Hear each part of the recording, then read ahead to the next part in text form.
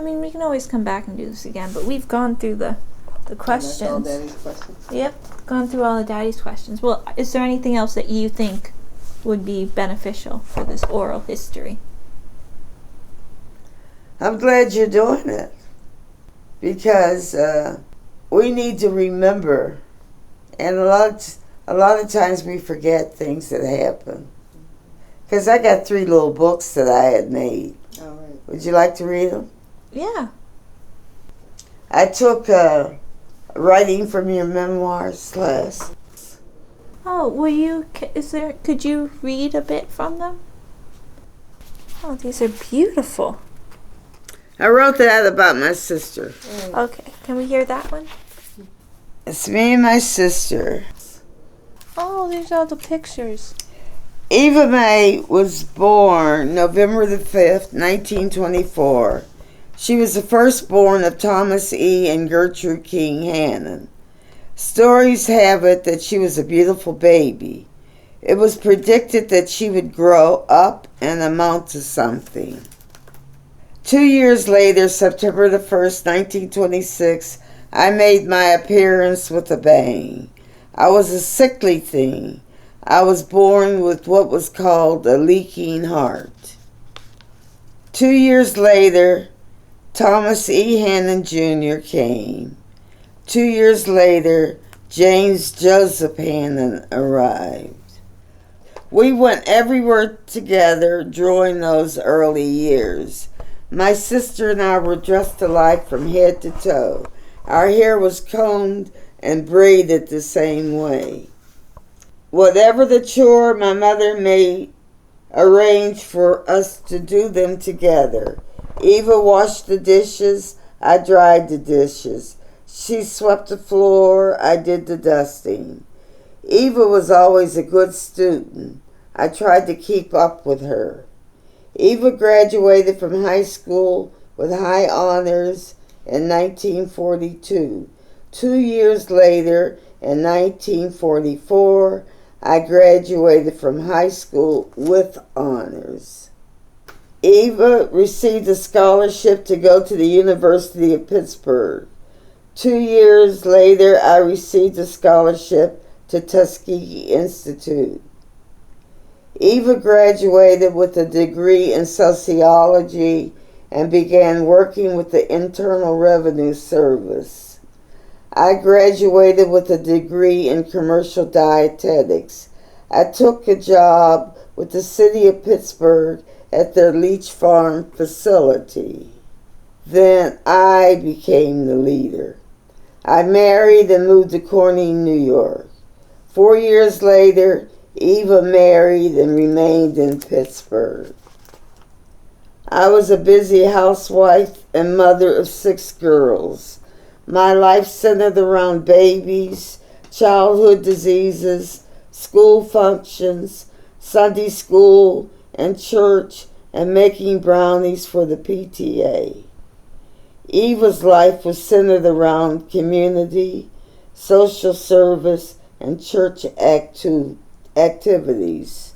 Strange how one can look at another's life and see it as being more exciting than your life.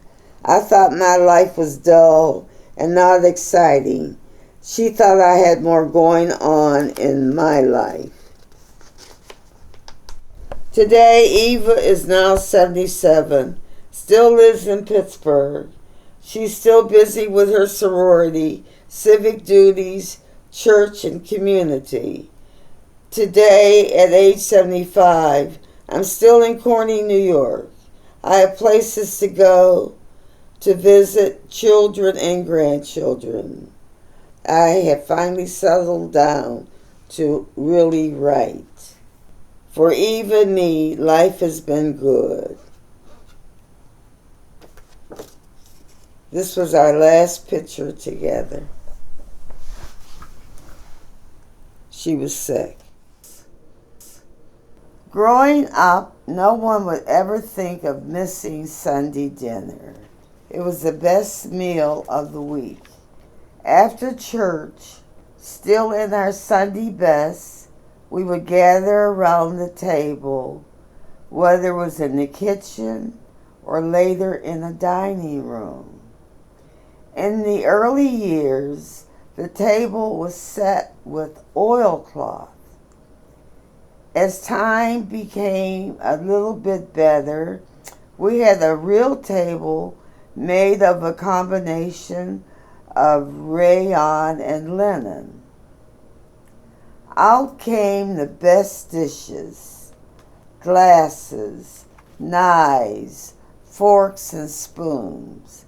No one cared that they were not a match set. It was the food that we looked forward to. The food was placed in serving dishes. Now the table was really set. My mother said the blessing, and everyone else around the table recited a Bible verse. Every Sunday, there was fried chicken, macaroni and cheese, some form of a green like collards, potato salad, and homemade rolls. The dessert was always Jell-O with fruit cocktail and pound cake or sweet potato pie. Today, there are many choices as how we do Sunday dinner. They're the fast food places, or a buffet meal at your favorite restaurant, or maybe just a bowl of soup with a sandwich. It is still Sunday dinner. I still look forward to Sunday dinner. I look forward to the good food. It might be a full course dinner or just vegetables and hoe cake. Our meal always includes iced tea. I break bread with my friends and neighbors, Miss Susie and Miss Bertha. Sometimes Miss Robbie joins us. As we gather together to thank God for His bounty, we thank God for the friendship that we still have today. There is nothing better than sharing one with another our joys, our sorrows, heartaches, problems, and our love as we sit and break bread together with friends I love and friends who love me. I know that I am truly welcome at their table. Amen. That was wonderful. Thank you. These are really fun. Where did you make these books? I took a course called a college course saying for adults, sharing from your memoirs. And I took this writing course. I always wanted to write, but I never had the skills I thought to be a writer. And so, from that course at Corning Community College, I did this, and I was happy I did. Yeah, these are wonderful. There's one more. This is the one I did in class. Oh, it's a picture of Ella. Yeah. Oh, and Chucky and Chris. And the first day of the class, they wrote me a note. They came to say good. They were moving to Virginia. Yeah, will you read that note for us? Grandma, we hope that you become a famous writer, and we love you, and we'll miss you very much. And we hope you will write lots of stories. Love, Ella, Chris, Chucky, and Mommy and Daddy. Bye-bye. Thank you. This is the first story I wrote in class. And it's called No Longer Sad, but Now Glad. Alone. I am now alone. Alone, the last of my 6 girls has now left Corning. Chantel and her family have moved away. I feel alone. She's relocated to another area. But gladness soon took over my feeling of sadness. Sad. Bill's lost job at Corning Inc. ended his promising future at Corning. Glad. Another opportunity presented itself. A job now at a BWX in Lynchburg, Virginia. Glad. Corning Inc. transferred Chantel to its Dansville facility. Glad. Bill would not be backing that 7-hour trip back and forth on weekends. Sad. I will not see Ella, Christopher, and Chucky every day. I will miss going with, I don't know what I meant, with them to school functions, dance recitals, violin lessons, making cookies together, scrambling eggs together, and watching favorite TV and videos with them. Glad that they are healthy and happy kids. They are full of energy. They are receptive to learning. They love the outdoors. Glad that Ella, Christopher, and Chucky have parents who love them and who give discipline when it is needed. They are there for their children. Glad. At this point in my life, I have health and I have strength where I can travel and visit them. I can visit by telephone, email, voicemail. I can also visit by air and by land travel. Glad that I have much more to be glad about than sad.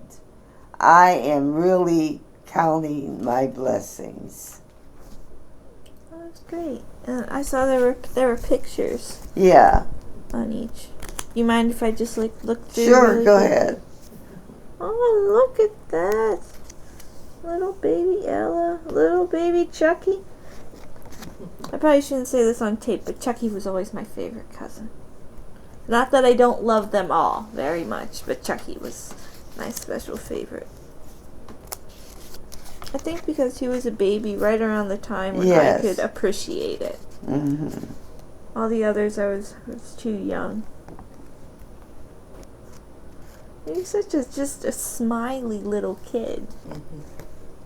And I loved him because he was a picky eater like me. Mm-hmm. I felt like we just understood each other. We were both kind of quiet. Next to all the other raucous family members. Noisy family members. Mm-hmm. I started a story about my mother. Mm-hmm. And I found one thing about writing, that people get writer's cramps or whatever they call it. Writer's block. Block. You write for a while and then you can't write. Mm-hmm. I worked for the Woolworth Company in Corning. And because there were protesting in the South, I think it was the state of North Carolina, where blacks could not eat at the lunch counters, I would cash my check at Woolworth's and go across the street and spend my money at the Newberry Company.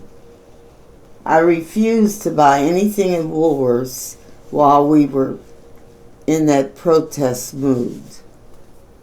And then we were talking about Dr. King. I had two. My mother was the oldest of 14 children. Two of her brothers became ministers. They met Dr. King at a conference, and they got to tracing their history because my mother's maiden name was King also. And Mother said that she remembered as a little girl when Dr. King's family left Alabama and moved to Georgia.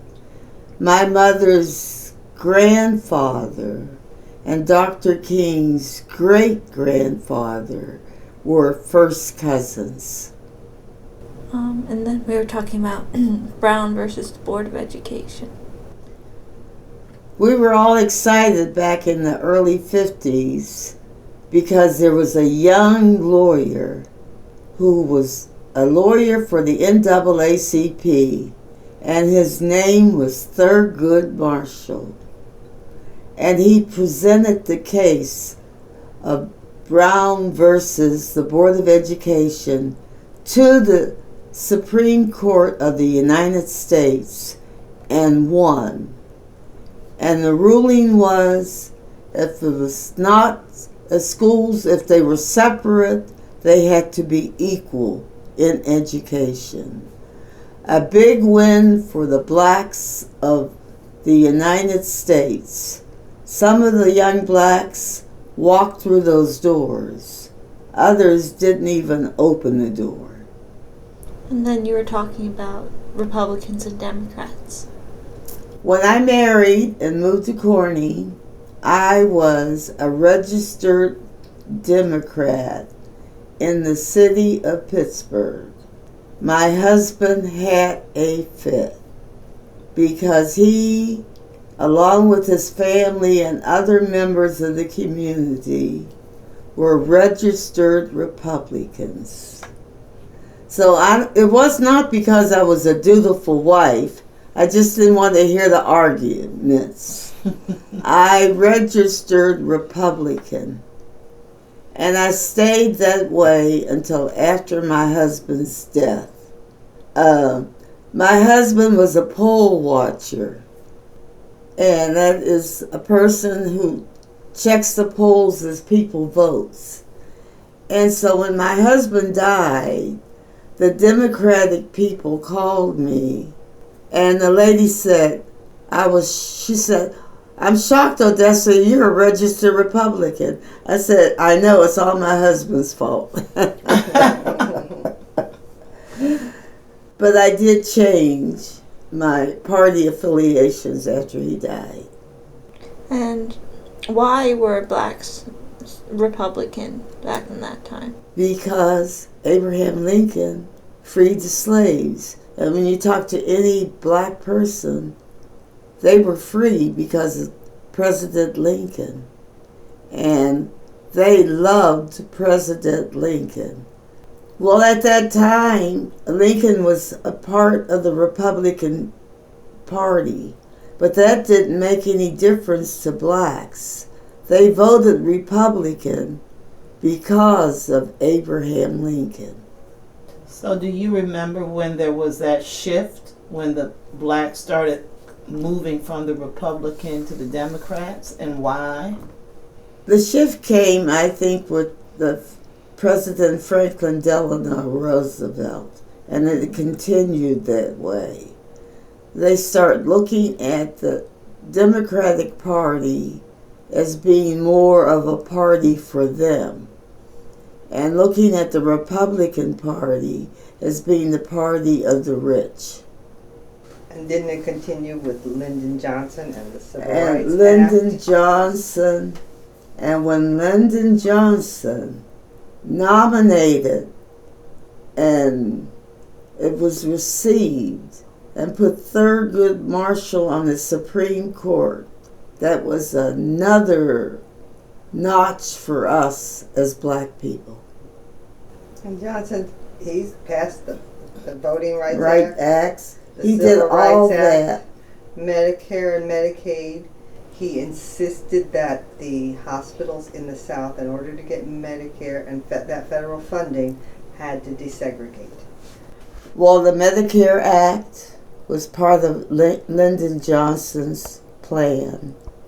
And one of the things that I didn't know until I started working at Cooperative Extension, that he put into place plans to help blacks, and the Head Start program was his program, giving the young black children a head start in going to school, which they did not have. Young blacks went to kindergarten, but they were like 2 years behind their white counterparts. Mommy told me once about the time someone burned a cross in the yard. Not in our yard. Not in our yard, but in Corn. In Corning. Oh, okay.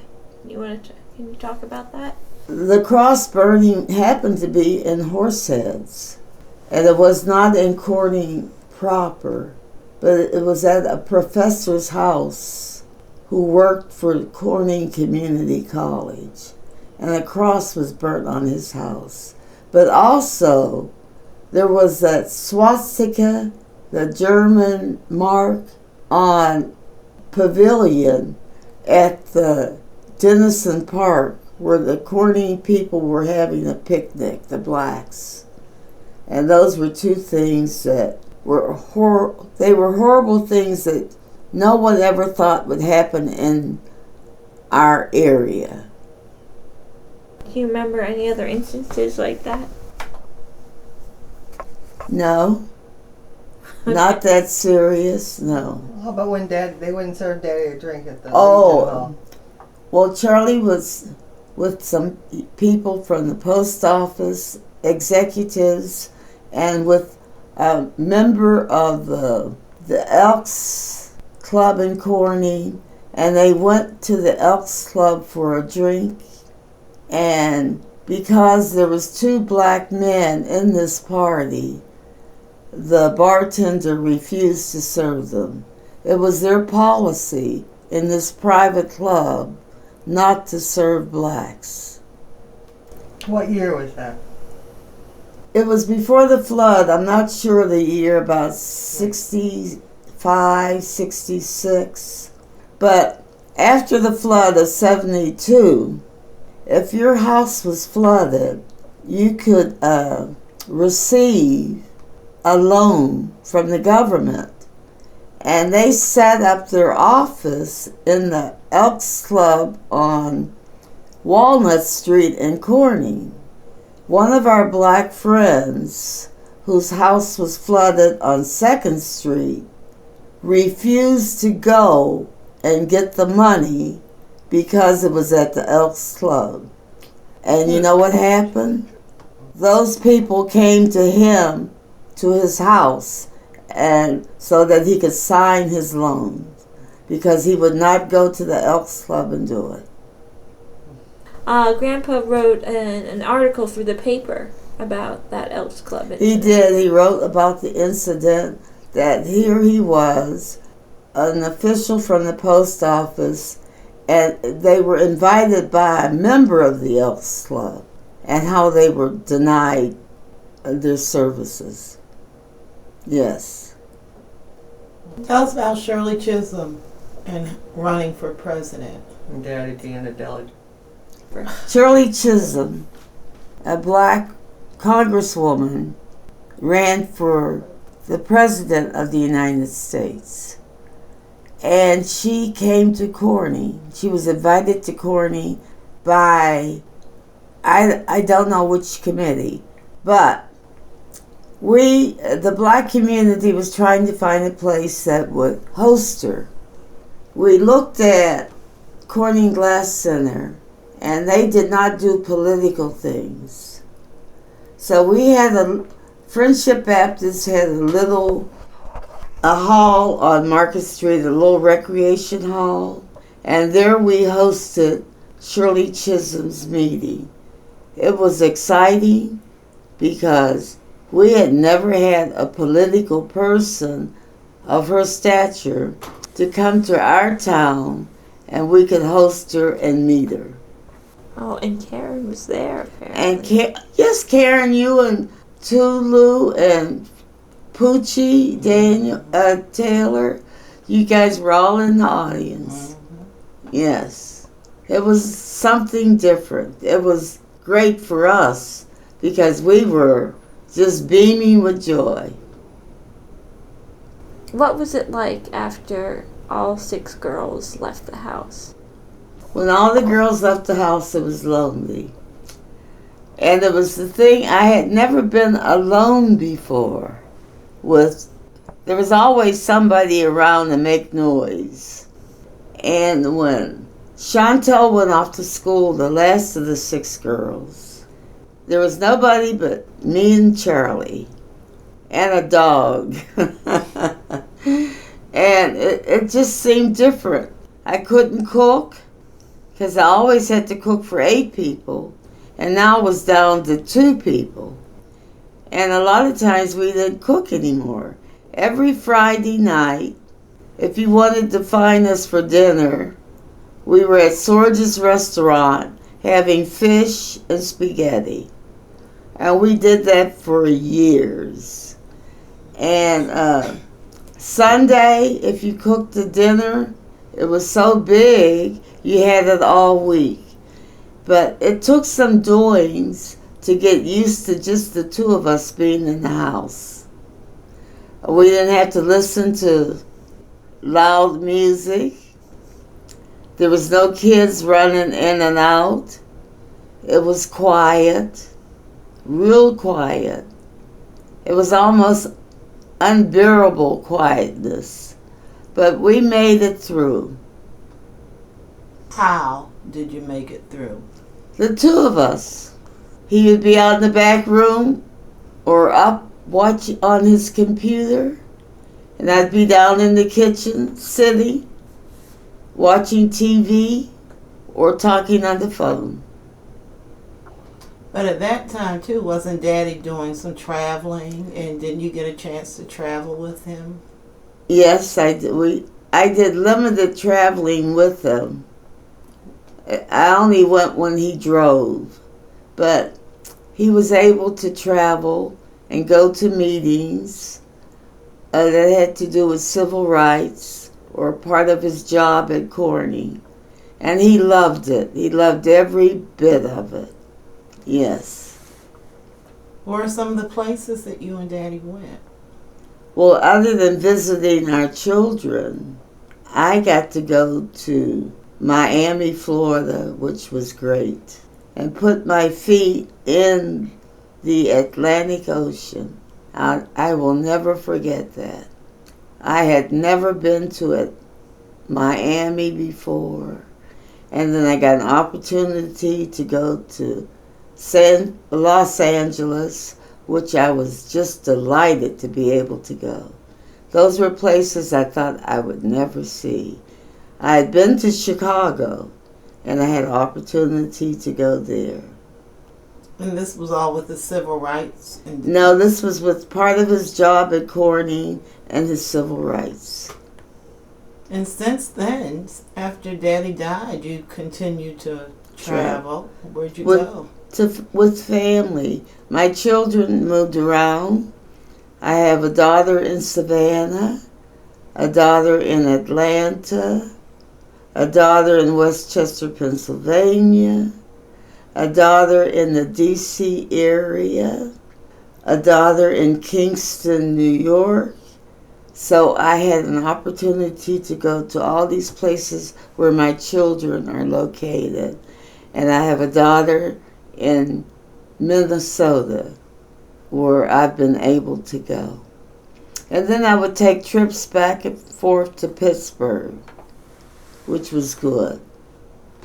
Can you tell about the trip to the World's Fair? The trip to the World's Fair, I remember that year because I was hired by Mrs. Perry. She was the president's wife at Corning Community College, and she needed 75 dozen cookies for their commencement service. And I was hired to do that. So with that money that I made from the sale of those cookies, helped to finance our trip to the World's Fair in New York City. And we all flew U.S. Air to New York, which was a great trip for, well, there was only 4 of our kids then, so that was fun. And the kids had a good time, along with us, yes. And one of the girls who always aspired to be an actress said all she wanted to do was walk down Broadway.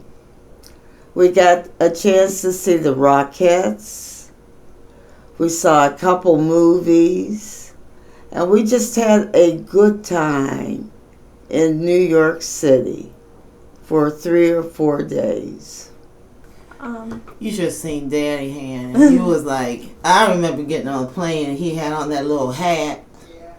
You remember, Charlene? Yeah, you didn't see a family of 4 girls and black parents flying, and we didn't have like fried chicken sandwiches or anything. You know, we were just like, we thought we were like really it then. That was something, because it was a rare thing for people to do that. And then in the airport, your mom wanted to buy a book. And I think it said $1.99 for the book. She didn't know we had to pay the taxes. And because they added the taxes to the $1.99, your mom would not buy the book. That sounds like her.